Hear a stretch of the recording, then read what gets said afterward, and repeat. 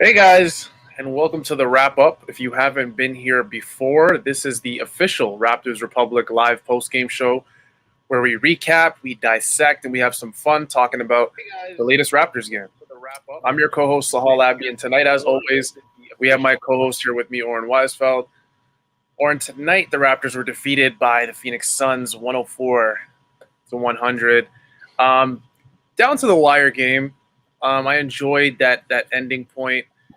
It was fun to see Gary Trent Jr. and Rodney Hood both get their debuts with Toronto. Honestly, I didn't expect them to even play. I thought they were going to coincidentally play their first games against Portland on Sunday. So I was kind of shocked with that. I saw some good things I liked from Gary Trent. And I also saw a very different player from what we saw in Norman Powell. Gary Trent doesn't really attack the rim like Norman Powell does. He's very come off the screen, shoot it, or pass it type guy. I don't even know if he attacked the rim even once that game. But I'm okay with that. The Raptors have more than enough slashers on this team to attack the rim. 104 to 100. It was a good game. It was enjoyable. The Suns, for me, have been one of the more fun teams to watch this year, especially with the addition of Chris Paul. Fred looked very good in this game at points. He was hot from three. I think he hit 6 or 7 of them this game. He was 6 for 15 from three. Another starter-heavy game, Oren. Gary Trent in his first game played 31 minutes. Fred 39, Lowry 35, OG 38, and Pascal 38. Chris Boucher didn't play all that much. They stuck with the small lineup for the majority of the game, Oren. Baines only played 15 minutes. Somehow Baines, and we'll get into him later because yeah, we should. Oren, He single-handedly lost them the game. Yeah, I don't know I think how. It's almost fair to say that. Yeah, for sure. It is fair to say that. And I don't know how he plays more minutes in a game like this than Chris Boucher. I don't know. And I'm not even saying it because Chris Boucher had a great game. It was because Baines just didn't look like a basketball player. But again, overall thoughts on the game, Oren. What did you like the most? What plays stuck out to you for you in this game? Yeah, there's a few things that you hit on that I kind of want to extend on. Yeah. First of all, let's start out with Gary Trent. I think you kind of said it. Instead of getting to the rim, he relies on a mid-range pull-up. And in this game, it was going all night. So you kind of love to see it. But obviously, that's not a high-efficiency shot. Some nights it's not going to fall. So I'm sure the Raptors are very focused on that developmentally to help him figure out his footwork on those pin downs, how to get to the rim, because he has length, he has good athleticism. He should one day be able to get there, but just like Norm, it took years to develop that skill. However, I have to say defensively, that lineup to close the game was scary. Trent is not a mistake-prone player.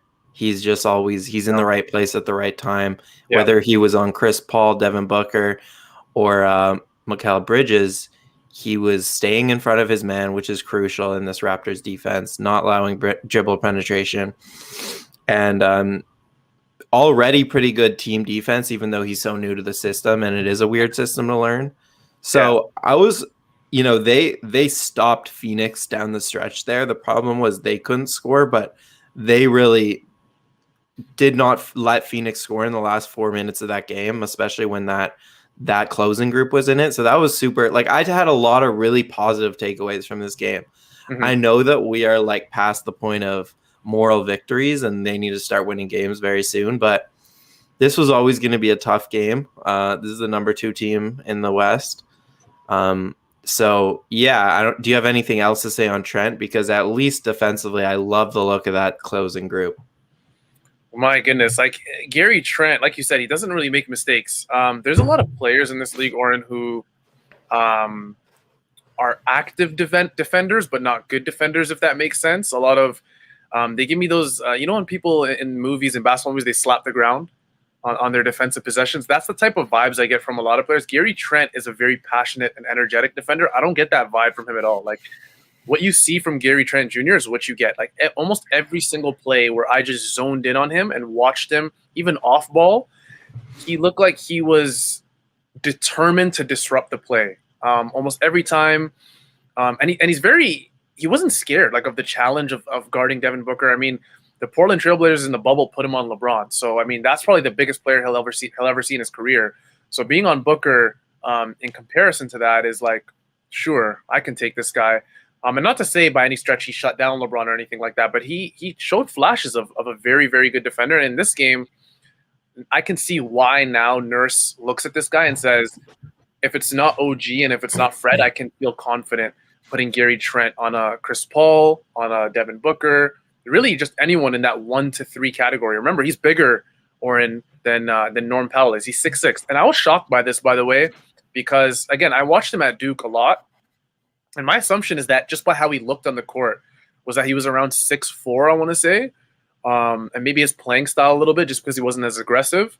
But 6'6", he's 6'6", so that's much bigger than Norm. He has the size to guard those bigger guys, and he did really, really well versus Devin Booker and Chris Paul, to be honest, when he was on him as well. Devin Booker, I think, was like 6 for 14, only 16 points. So I'm happy with Gary Trent defensively. Offensively, again, a very different player from Norman Powell. A guy who, like I said earlier, won't attack the rim as much, but almost just as good as a shooter. I mean, Norm's having an absolutely insane, shooting season. He's almost 50, 40, 90 for a high volume guard. So that's insane for him. But Gary Trent Jr. is he's essentially shooting 40% from 3 this season. So I'm happy with it. I'm happy with the shots that Gary Trent Jr. took. There was one shot where I wasn't as happy with late in the game, but I think the shot clock was going down. So I'm excited. Like, I like how Gary Trent looks like he fits on this team, Warren. I like the size he adds a lot. Yeah. He looks, that lineup, just those few extra inches in height at least, just, I don't know, it looks a little better. But you reminded me of something I wanted to say, which is that the fact that Nurse went back to him for the last 3-4 minutes there was surprising, given that he got there like yesterday or today. Hasn't learned the system. So that's a lot of trust you're putting in a 22-year-old to close out a game, and Nurse clearly already has that, which is definitely nice. And the other thing I guess I wanted to hit on is it was kind of just a weird game. Lowry was a -13, and all the other starters, actually other than Trent, were heavy positives. And that kind of, I think matches the eye test. He did not have a good scoring night.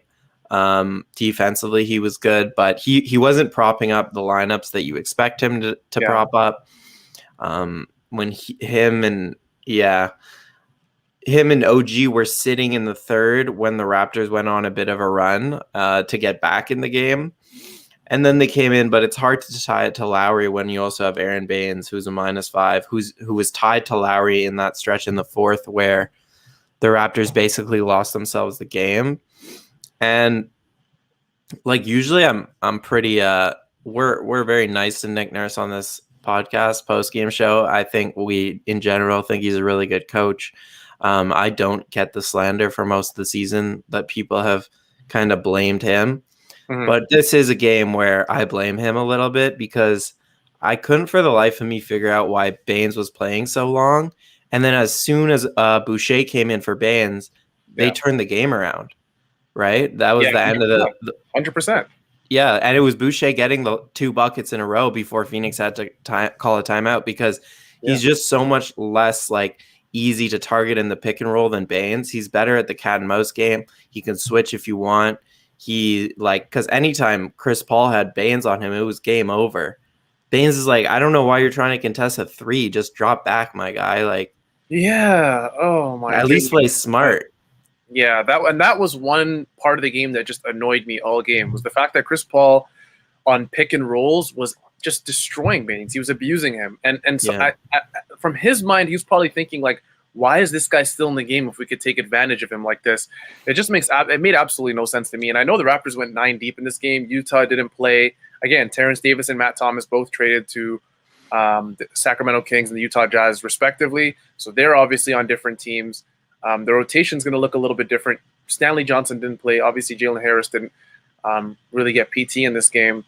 But like 15 minutes is 15 minutes too much for in a game like this for Baines. It's too much. I would have literally rather gone 8 deep and taken that 15 minutes and split it between, Hood, Flynn, and Boucher. And people will say like, oh, well, you might need Baines for the size. The Raptors were competitive almost all game, with OG as the biggest guy on the court, or Siakam as the biggest guy on the court for Toronto. Like, you don't need Baines for that. Yeah. The problem is so frustrating. The problem is that the Raptors are playing whack-a-mole without a good center. So if they take their center out, Phoenix very smartly attacked the offensive boards.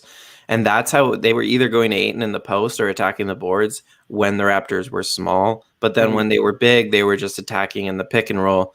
So it's a lose-lose for the Raptors. Although I agree with you that they were better off small, just gang rebounding and trying their best. Now look at this. Yeah, and it was a lot of guys helping, rotating over because this isn't even Chris Paul this time. This is, I believe, Cam Johnson who has the ball. And like, when you're letting Saric do this to you, like, they were literally targeting Baines at this point. I mean, we're in the fourth quarter. I don't even know why Baines is in. I think if I could see that correctly, it says, does that say 3 minutes? 8 minutes? 8 minutes and 18 seconds. Like, it's just a high screen and roll every time, and they're picking on Baines, and that's bad defensive miscommunication. Baines and Boucher are both sticking up top, but like, you're leaving OG and Lowry at the bottom now completely out to dry because now they step in, and that's just an easy corner three. But in this case, Saric just takes it and he just finishes. Like, that's an easy finish, and they were doing that all game on Baines. Like, and it didn't even have to be Chris Paul or Booker. Like, that's so easy. That's just too easy. I don't even know what was what they were doing there. It was a lot of those too. Just that's like a communication mistake because they both just stayed with the ball handler, but they didn't hedge either. So, but like, if that's a communication mistake, Oren, like, where's the talking? Like, that's why I loved Gasol last year, because on every screen, even sometimes through the TV broadcast, you're hearing Gasol call out things, and it's like, if Baines, I'm sure he must have said left on the screen, but like, you've got to say switch, or you've got to give Boucher some sort of inkling, or maybe Boucher has to. I mean, it's always on the guy behind. Obviously, it can't be Boucher communicating, but like, that has to be on Baines. Like, you're the one coming up. Like, come on, dude, come on. Yeah, and then the other thing I wanted to say with the coaching was the late game execution. I just thought was bad, like on both sides of the ball. Offensively, we're not running any sets. We're just we're doing the same kind of stuff that we do in the midst of a game, and I think they partly have you figured out to an extent. You're relying on the three ball so much, and also I want like more plays run down the stretch because it like figure something out that works with consistency and have it in your back pocket, because they couldn't score down the stretch. They weren't running anything. And then the last play pissed me off because, Phoenix gets a timeout with 7 seconds left, almost a jump ball gets called a timeout. And we've seen this all season in the NBA with a backcourt pass to run out the clock.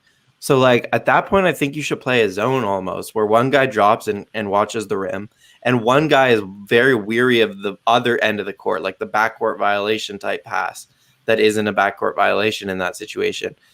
The Raptors weren't at all aware of it, and then Booker gets in the backcourt. They run out 5 seconds of the clock, and then he gets fouled.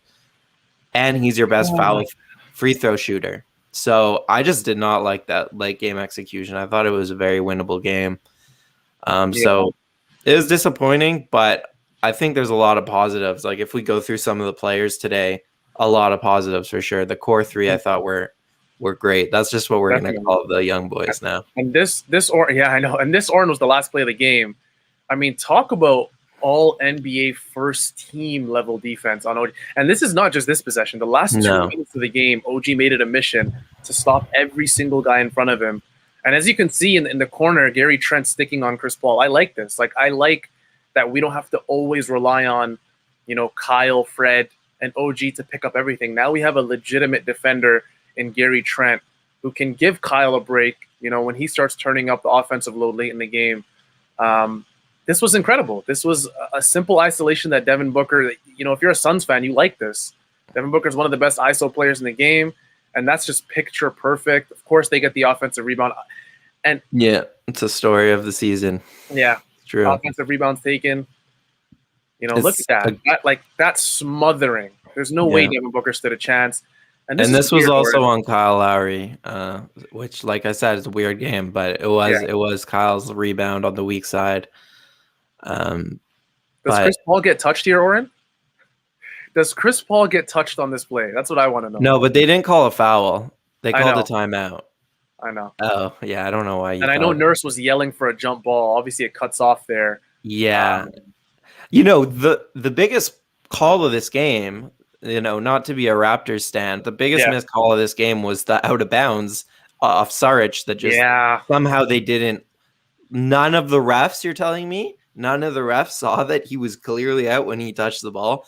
That was the big missed call, like with about 3 minutes left, right? Yeah, 100%. Do you agree with this take, Oren? After so many close games, bottom line, we have no closer. That's been a lot of times what people have been kind of worried about in the comments for our last, I want to say, 4 or 5 shows about just us not having that guy. I mean, one game, like I said, it's Siakam. Another game, it's Fred. Another one is Lowry. The Raptors don't have a go-to guy like Booker. Do you agree with that we have no closer, or do you think it's quite the opposite, that we have multiple closers? I think we have no closer. I would agree, but I'll preface it like there's only like 10 true superstars in this league, and I would say like 10 teams have true closers. 100%. And after that, teams, even like, I mean, Phoenix has a closer in Chris Paul, but they have a play more than a close. They have a pick and roll with Chris Paul where he gets to his spot and he pulls up. So I think most teams in the league, you know, there's some very good clutch teams that year after year that don't have a quote unquote closer, but they run a play or they have 2 plays in their back pocket, which they can go to at the end of games and they know will work. And often it's a pick and roll, but the Raptors don't have that. So yeah, I don't think they really have a closer at this point, but they do have a lot of guys who can hit a shot. So yeah, that literally perfectly leads to the next question. Yeah, and Henry Dang, right? He says, "What do you think of this starting lineup moving forward?" And funny enough, Oren, we were all following along before the game, and Nick Nurse claimed, or I want to say alluded to the fact that Aaron Baines may receive a start because of DeAndre Ayton's size in this game, and then he just went with the natural. Nick Nurse ultimately went with the natural OG at the 4 and Siakam at the 5 or whatever. Could switch it up. OG usually guards the 5-man, but I think we've talked about this quite enough. Or I'm personally totally fine with this starting lineup. I don't mind it. Of course, there's the downside of us allowing rebounds, offensive rebounds. Unfortunately, the Suns were a +2. They had 9. The Raptors had 7 today. Are you okay with this lineup, the starting lineup with OG at the 5 or 4 or 5? Yeah, I'm a fan. I actually think Baines should be out of the rotation at this point in the season. Yeah, he's a constant every game. I mean, Yahoo tweeted out he's a negative in all of the last 10 games. Like all season, he's been the biggest negative on this team, which is not a perfect stat, but I think it bears out. Going back real quick to the clutch stuff. The Raptors had the second best clutch offense last season, I believe. So it's and it's not like Gasol was hitting shots in the last 5 minutes or even Ibaka. Really, it's the same players. It's just they had more chemistry. They had some more sets that they would go to. So you don't necessarily need a closer. I think going back to last season, that proved true. And yeah, I agree with you. Trent looks great in the starting lineup. It's like only a matter of time because him and Hood, you saw not knowing what to do defensively because the Raptors play this aggressive style where they have to rotate out to the close in and then rotate out and find someone else's man. And you could see especially Hood not knowing it and Trent too, a little slow to rotate, but you know, he's going to get there. And once he's more active on the defensive end, I think they'll look even better. I think right now, until, you know, we should talk about the buyout market because that truly is one of the biggest things that could happen to the Raptors here. But until that happens, and I think the buyout market would push everything back perfectly, keeping Boucher on the bench, moving Trent to the bench. I'm talking if you get a good guy on the buyout market. But as of right now, I think small ball is the way that they should go, and Baines should really be limited even more than he is. Yeah, I'm 100% with you. You mentioned Rodney Hood, and a lot of people I know, some in the comments have mentioned him. He didn't really shoot much in this game. I was kind of a little bit surprised. Like I said, I was surprised that they even played, but I was a little bit surprised that he was the seventh man coming off the bench after Boucher. Played only 18 minutes, only took 2 shots, made 1.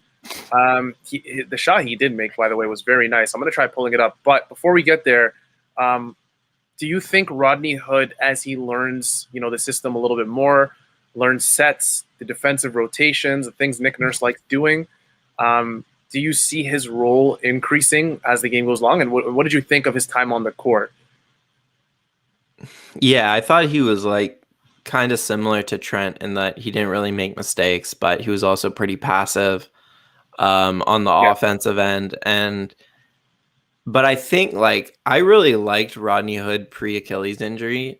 I think that was the season where the Blazers went to the conference finals. I don't know if you remember this game, but I think against the Jazz when they went to triple overtime, or the Nuggets, Blazers Nuggets game 3 or 4 of, I think, the second round series. I can't remember who they were playing, but they go to third overtime, and then Terry Stotts is just like, "Hey, everyone's exhausted, no one's scoring," so he puts Rodney Hood in the game, and Rodney Hood just lights them up and wins the game in triple overtime. I was like, huh, that's such because I remember them storming him at the end of the game. It was a really interesting coaching decision, because coaches usually just lean on their guys that deep in the game that you don't see a sub for the point of making a sub that late often. Yeah. But he brought in someone who had some energy. So that's how I kind of was introduced to Rodney Hood, really. 18 minutes, I don't think it should be more than that, but that's because we're missing some guys. But I think he definitely has a spot in this rotation. Just because it's not that good. We need more veterans off the bench. As you saw in the one bucket he hit, it was kind of like an end of shot clock, step back 2. Yeah. And, I was just like, hey, someone on the bench creating for themselves. That's perfect. Once in a while, that's all we need. So finally, if he's going to give you that once in a while, hit spot up threes, which he hasn't shot the ball well this season, but he did before this season. Aiden, who was on the show and did the preview today for Raptors Republic, which I read, put a crazy stat that was basically Rodney Hood pre-Achilles injury was in the 90th percentile in points scored, points efficiency. And this year he's in the second percentile. So he's taken a huge step back, but he has the capability to be a really efficient player. I think he figures ahead of Utah and ahead of Stanley Johnson. As we saw tonight, they were available and neither played, and hopefully ahead of Baines soon. Yeah, and the tough thing with that is that Nick Nurse probably looks at the guys who didn't play in Utah, Stanley Johnson, and then Jalen Harris. I mean, he's barely going to see run unless we're up by 30. That's natural, I think, for a second rounder that can even make the seniors team. But Utah and Stanley can't really shoot. I mean, Stanley, you can say he's shooting pretty good this season from 3, but I mean, that's a small sample size compared to what we've saw from Stanley. He's kind of leveled out recently. Those guys can't shoot, and I don't think, I think Nick Nurse, when he goes, you look at every single guy that played, Siakam, Anunoby, Lowry, Fred, Gary, Boucher, Baines, Flynn, Hood, all of those guys can shoot or theoretically hit an open 3. And Utah, Stanley, I mean, we kind of know they struggle a bit from the outside. So I could kind of see why Nick Nurse went that far in the rotation and stopped there. But I mean, again, Baines, I'm done, Oren. We're done I held back on Twitter. I held back all game. People were tweeting about him all game. And I don't want it to seem like, Raptors Twitter or the Raptors community is just picking on one guy. But, I mean, he's struggling. He's struggling bad this year. Speaking of Aiden, you mentioned Aiden really quickly. He was on our trade deadline show yesterday. And he's obviously one of our good colleagues at Raptors Republic. And Raptors Republic also has 2 other guys on that team, Samson and Lewis. And Oren, you were the motivation for me to get this bad guy. Hey, Little, I didn't even notice. Trying to bring it all the way up. Beautiful. Minute basketball T-shirt. Shout out Yeah. to Samson Folk and Louis Zatzman and Minute Basketball. You guys should go on their website. It's a newsletter, Minute Basketball, I think .substack.com. Yeah. minutebasketball.substack.com. So you guys should check that out. They have very cool merch. You guys should also purchase. I don't know if you guys could see it. You got Kyle Lowry in a cowboy. That's honestly all I needed to see. Yeah, and they write really good. They're really good writers. Their most recent one was about the post up. Yeah. And it was really interesting because there's an idea that in the modern NBA, the post up is dead, or that there's only 2-3 guys who can go to it consistently. And basically the point of the piece was that, like, no, post scoring is actually alive, but post passing, and like Pascal Siakam's a great example, is like fueling a lot of offenses. So they're a good read. I want to go back to OG Anunoby and then hit on Siakam, but I wanted to get this out when you were talking about, all defense type player. Once the Raptors start winning some games, he's going to get the recognition he deserves. It's hard right now when you're losing for people to look at the Raptors and say, well, there's 9 games behind 500. How can OG and Fred both be all defense guys? Just watch a game like this, because OG's primary assignment was Ayton. And there was one point where Ayton tried to move him and he didn't move. And I was like, this guy is not normal. Like, he can defend. He can defend Chris Paul, which they put him on Chris Paul at one point in the game to stop the Ayton Chris Paul pick and roll. They had Siakam on Ayton and OG on Chris Paul, which means, like, okay, he can literally defend a guard, but he's also defending Ayton most of the game, and Ayton's trying to post him up, and he's not moving him. So, I mean, OG is clearly back to health. He's back, and when they need him so much on the defensive end to be good. And this was a good defensive game. 104 points is very good. Yeah.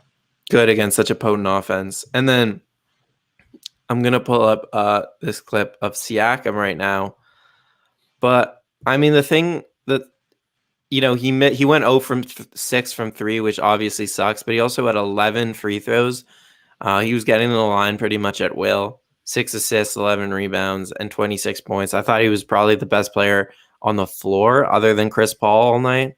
And you can talk about your thoughts, but I'm going to show this one clip of him where this is literally the hardest I've seen him play all season. He dives for this loose ball. It surprised me that he even got on the floor like that, just because he hasn't been as engaged as he was, I think, in his earlier seasons this year. Not to read into anything mentally, but he's just been a little less like active and energy boost and giving them everything. And like part of that is this, he has such a huge role on both ends that it's a lot to ask for, I know. But this play definitely impressed me. Pascal, to me, is a guy that, like you said, we've seen bits and pieces this season of him not showing the energy that we would have liked. And yes, I can already see, I know people in the comments are going to be talking about, he's coming off of that COVID situation. But Pascal, we saw a different Pascal tonight. He looked like he was engaged the entire game. Lord have mercy. Was that a Kyle Lowry? That might be the wrong play, Oren. I think you're... Yeah. Let me see this again. No, this is the wrong play. This is the end of the first quarter, Kyle Lowry. Oh, Lord. Surprised we even have a clip for that. Let me keep searching. No, Pascal's a guy that in this game he looked energetic. He was 8 for 17, 11 free throw attempts in the game. That was more than the entire Phoenix Suns team combined. They had 9 free throw attempts. They made all 9, by the way. But again, 11 free throws. The next guy on the Raptors, 4, Anunoby, and everyone else had 0. Chris Boucher had 1. So he was the main, I want to say, aggressor on this team. And that's the type of things you need from Pascal. If his shot isn't going to fall, Oren, you need to have that version of Pascal in this game. Like you said, 0 for 6 from 3. But again, 26 points, 11 rebounds, 6 assists, couple of offensive rebounds and a block and a steal. You can't really ask for more from Pascal. He was energetic defensively. He was tasked at times with guarding DeAndre Ayton. the Suns are a very, very tough team. They're, as you guys can see, like this is the Raptors played a very good game versus them, very good defensively, and they still came up short. So I was happy. I mean, I can't really attack Pascal like I can attack a guy like Aaron Baines in this game. But as you're pulling up, Oren, what did you think about the Norm Powell on Portland situation? He did play tonight. Unfortunately, I can't find the clip, but it was at the end of the end of the second quarter, yeah, which is actually when the Raptors kind of made a run to get back in the game to close out the half. Basically, the first one was, I think, off an offensive rebound. It went on the ground. Siakam dove for it, and then they called a jump ball, and then he won the jump ball. They missed the shot. He got the offensive rebound, and then he put it back for the call, the foul call. I think he didn't hit the and one, but I think he got 2 shots. So it was that play. I think I can find it. Or in the meantime, literally give me 10 seconds. I'll hit on Flynn in the meantime, because I think it was Flynn's best game of the season. He was just a little more assertive than we're used to seeing. And he hit 2 pull-ups, 1 3, 1 mid-range pull-up out of the pick and roll. And then he also defended Chris Paul, I thought, really, really well. He gets around screens so well for someone so young and inexperienced that I think it's this one. I think Flynn is taking advantage of this Powell opportunity with less minutes for guards. I think Flynn's gonna be in the rotation going forward here. Yeah, it is this one. So he gets on the floor. So he did give the giveaway. It seems like no one told him though that the double was coming. But then he jumps on the loose ball. You know, someone puts. Oh yeah, OG like drops the ball. Okay, they missed and that. Then he gets in between. I love that. Yeah, he gets in between both of them, and he does get the and one. So I mean, not enough of that, because the Raptors actually were a good offensive rebound team for like the first half of the season, and then they've been falling off, and he's a huge part of that. He can be a great offensive rebound if he really works for it. And just more hustle plays like this is what you want to see. Mm-hmm. I love this. This play stuck out to me because it was one of those where I was just watching Siakam the entire play. And OG loses it. Siakam gets it. Fred, I thought that was going in at first. And then, I mean, to battle Chris Paul and DeAndre Ayton down there and then draw the foul while converting the shot, like that's impressive. That is super impressive from Pascal Siakam. Shout out to him. Yeah. Great game. They were all good, man. Fred was really good too. We haven't hit on him. It was really the story of what we've seen for so long. The bench, no one on the bench had more than 6 points. Compared to, Phoenix's bench, 8, 8, 7, 4, 4. So Phoenix's bench clearly outplayed the Raptors bench, and I think that was the story of the game. The starters held it down. For some reason, he was not comfortable playing Boucher more than 12 minutes, and because of that, they had no real centers, and because of that, just playing whack-a-mole. So why don't we talk about the buyout market? Who's your dream buyout market guy? And by the way, on the broadcast, Michael Grange said Kelly Olynyk's a possibility. And I guess the other ones are Gorgie Jang, and then Andre Drummond potentially. Those are the main. Those are the main 3 I can think about. I think I'm with most of Raptor, or what I saw. The sentiment I saw on Raptors Twitter was that most people were interested in Gorgie Jang. The comments have been going crazy about the buyout market and what's available there. Some people said, yesterday the Raptors should have, targeted a guy like Mo Bamba.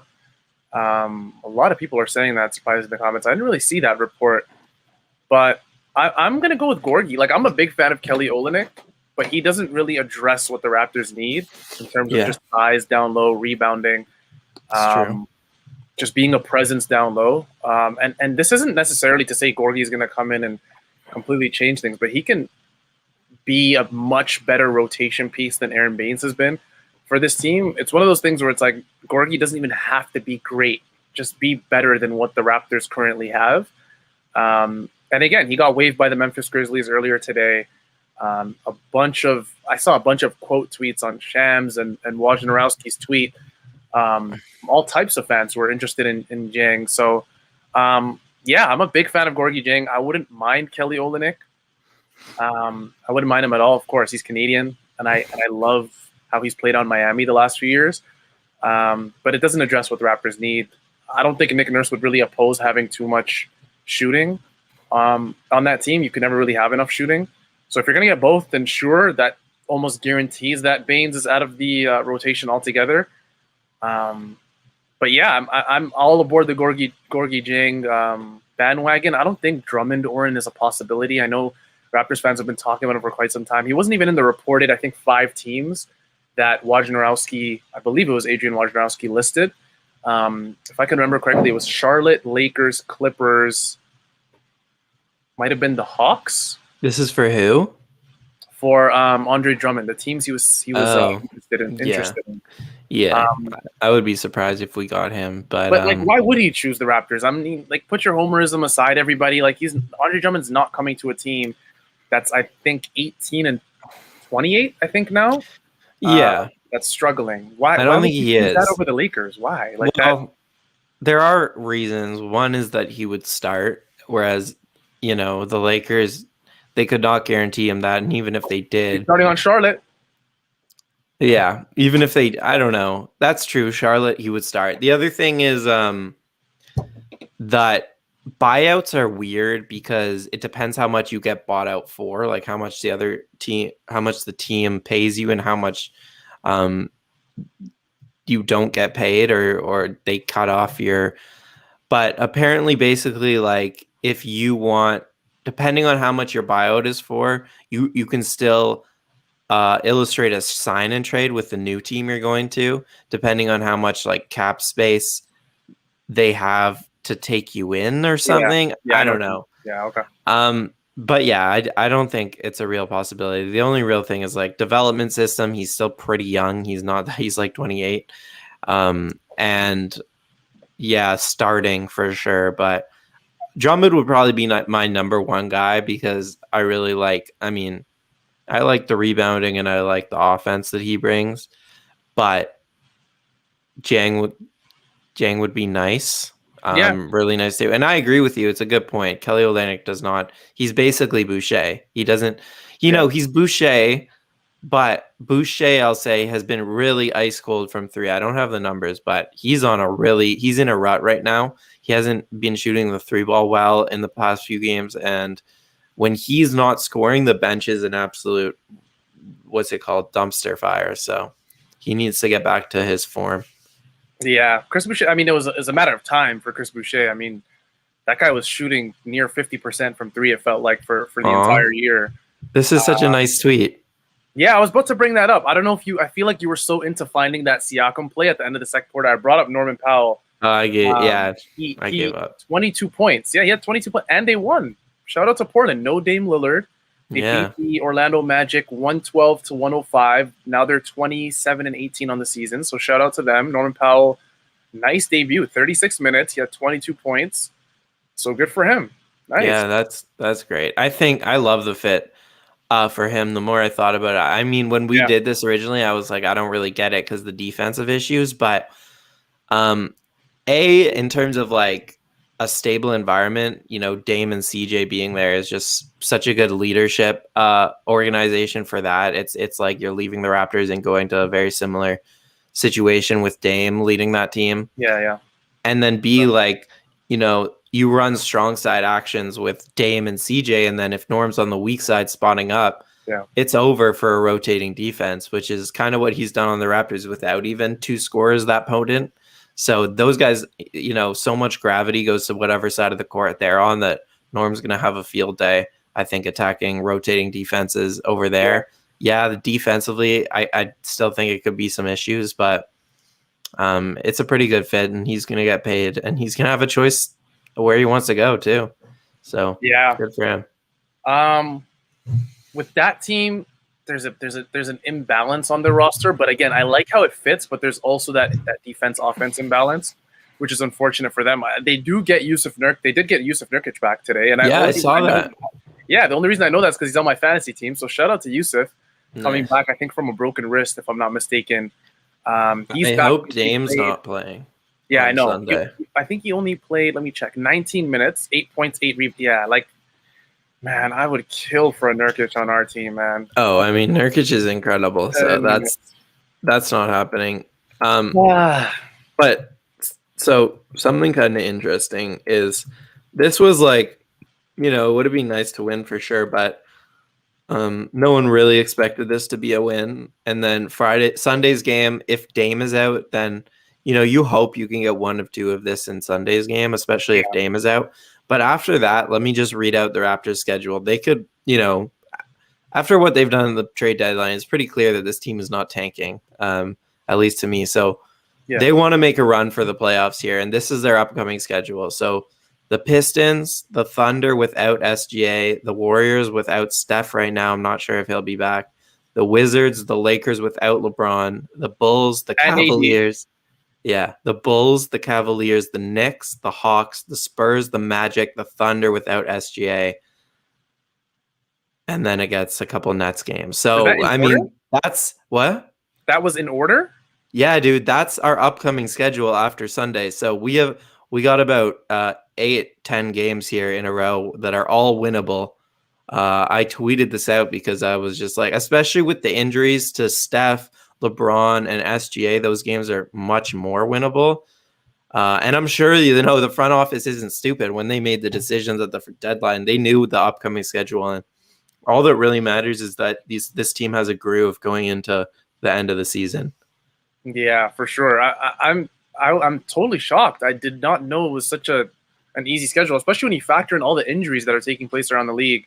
I have SGA, one of my favorite players in the league in fantasy. So I might not make playoffs, honestly, because he's out, unfortunately. It's a week-to-week thing. I think he has plantar. Sorry for all the doctors listening. I'm going to butcher this. Fasciitis? Yeah. Fasciitis.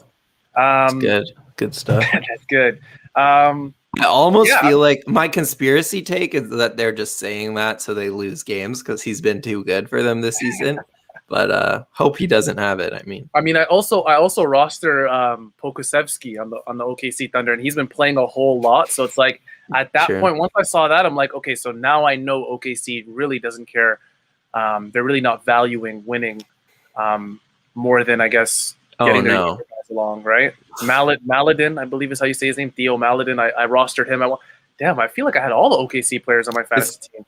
It's kind of interesting. I'm reading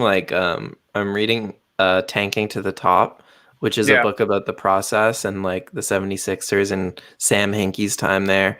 But isn't what OKC is doing the same? Like they're intentionally trying to lose games and stockpiling assets. Yeah. We're looking at the exact same thing almost. It looked bad when it was the 76ers and Sam Hinkie because I think they were starting like Tony Roten, Michael Carter-Williams.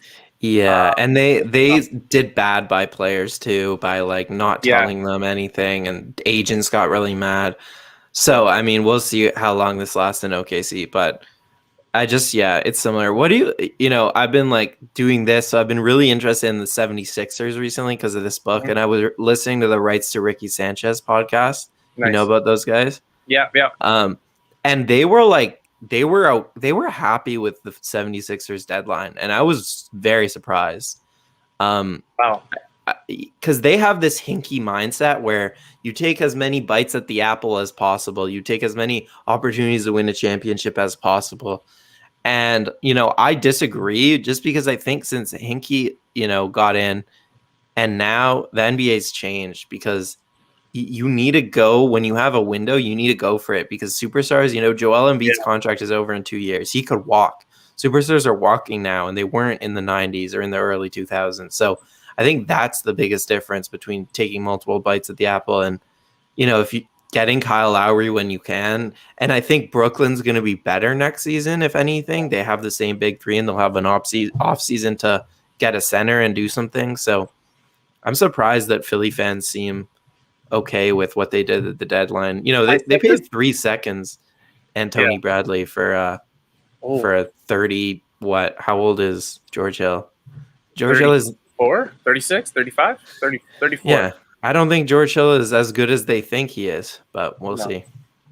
Let me tell you something, Oren. I said it on Twitter. I said it during the trade deadline show we had yesterday. By the way, guys, go back and watch that show. We had a lot of guests on that yesterday. It was super fun. We had William Liu from Yahoo Canada Sports. We had Aiden from Raptors Republic. We had a bunch of Raptors Republic guys. Zarar, our producer, even made a little stint. We had Nick.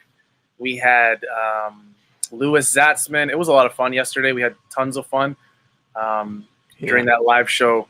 But in terms of the 76ers, their deadline, I mean, their fans even on Twitter seemed like they were okay with it. I said this before. They missed out on Harden, and now they missed out on Lowry in a span of maybe a few months. The Harden one to me is a lot more devastating, but it's like the basketball gods came together and were like, here's another chance at, a championship run by handing them like Kyle Lowry, and they didn't take it. And it's funny because Daryl Morey I don't know if he tweeted or made a statement. I think it was a statement where he essentially said, hey guys, we didn't make the trade because as much as, it would have helped us this year, our future prospects, we value them a whole lot, and just gave you the rundown on how much he cares about Maxey and Tybal or whoever else Masai Ujiri was asking for. I mean, it didn't make sense to me. If I'm a 76ers fan, I'm pissed off.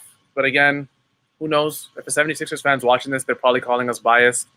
Yeah, but I would be pissed off too. George Hill doesn't move the needle for me, Oren. He doesn't do enough for me to say, oh, wow, 76ers stand a chance against the playoff Nets. Because remember, I don't like the 76ers chances against the Bucks even, or maybe even the Heat. I really don't. I wouldn't pick them against any of those teams personally. Yeah, they might even struggle against Boston. Boston just got Evan Fournier. And there's one hand to say that superstars always come available. There probably will be one next offseason or a trade deadline, but one who fit that well, in Kyle Lowry, sorry, but Danny Green is not that good. If you're closing games with Danny Green at this point in his career, seriously, he's not the same player. He gets blown by defensively at will. I get that he's a veteran and a team defense. He'll be in the right spots, but if he's not hitting threes, which he's very streaky, he's a zero on the court for you. So, okay, first of all, Kyle could have replaced all of those minutes. And then the price wasn't so much that you wouldn't have any assets. That's the other thing. You have all of your first round picks in the future. You have guys like Isaiah Joe and Seth Curry, who you can deal down the line, even Tobias Harris. You have other assets. So you could have done this deal. And then if Kyle did walk, you could have done another deal. So I'm surprised they're so okay with it, but we'll see in the playoffs who's right and who's wrong. Shout out my guy Ryan on Twitter. He was pretty outspoken about what he thought about the 76ers trade deadline. It seemed like he was okay with it. Took a little shot at Raptors fans. The rights to Ricky Sanchez guys were taking shots at Raptors too. I was like, we don't have to trade Kyle. I don't get why we're the losers here. Yeah, apparently we're massive losers, and apparently, we can't force Kyle Lowry to a sign and trade, and that's even if, he wants to leave, I guess. We could always re-sign him. So, I don't know. I saw both sides of it on Twitter. Of course, most of the people I follow are Raptors-centric, but I follow all types of, fans from everywhere, so and writers as well. So I saw both sides of it. 76ers, you're not beating the Nets. It's just as simple as that. You're going to probably struggle against the Celtics. And the Heat, if you get through them, good luck. You still got the Bucks and the Nets to worry about. And this might sound salty or whatever, but it's the truth. I mean, if the Raptors were in a playoff position, I'd be saying the exact same thing. The 76ers, and the reason I say this is because I said whatever team Lowry goes to, I'm going to root for. So, I mean, the 76ers had two chances to get James Harden and Kyle Lowry, and they buffed on both. And we'll see. We'll see what happens. I'm sure if they end up losing in the playoffs, Oren, they're going to look back at this trade deadline and think, maybe we would have stood a better chance. Yeah. If we got rid of Maxey and Tybal. Yeah. And before we go here, I'm just going to plug real quick the piece I wrote for Raptors Republic today, which is a trade deadline recap. Go read that. But I said basically, the Raptors chose not to deal Lowry, and maybe part of that is that the sign and trade, they think they can, get the same return or better in the sign and trade market. And the reason is like all you need is one team to be desperate. So if the 76ers flame out in the second round this year, that's all you need. All you need is one, like the Milwaukee Bucks getting Drew Holiday for that massive, draft capital. So the Raptors, they didn't have anyone desperate now. Maybe they will have that desperate team because there's going to be disappointed teams in both conferences. Like someone's going to be surprised how early they're out, and someone's going to, maybe someone's going to pay up. Yeah, and I'm not, if you're a Philly, a fan of Philly, or if we're coming across as like we're rooting against some of these teams, we're not. I mean, I'm personally a huge Joel Embiid fan, so Same. I want to see that my team. Guy. I wanted to see him win MVP. I don't know if he still has a chance. The only team I really can truly say I don't like starts with a B and ends with Austin. So, and the Clippers, right? Stay true to the brand. We can't like the Clippers here either.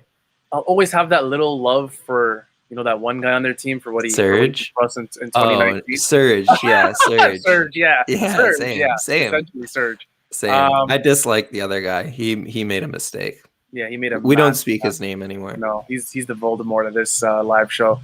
I think we're gonna end it there, Oren. We talked about Norm in Portland. We talked about Gary Trent's debut, Rodney Hood's debut. Talked about the game, buyout market targets. This was a lot of fun. We're gonna see you guys, I believe, on Sunday against guess who? Portland. That should be fun. And before you guys leave us tonight, obviously, I'm going to say the same thing that I always say. We need you to like, comment, and subscribe. So do not leave just yet. If you're watching right now, all you can, it literally takes, guys, 1 second. Just like. Hit the thumbs up. Hit the thumbs up. Like, comment, subscribe to the Raptors Republic channel. Tons of content there. Turn on the post notifications if you haven't already.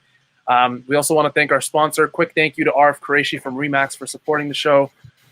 He's at the top of the screen. You should see him there. This is the wrap-up, guys. Your Raptors Republic post-game live show where your Toronto Raptors were defeated by the Phoenix Suns 104-100, dropping them to 18-28 on the season. We'll see you guys Sunday versus the Portland Trailblazers. Norm's back in town. See ya.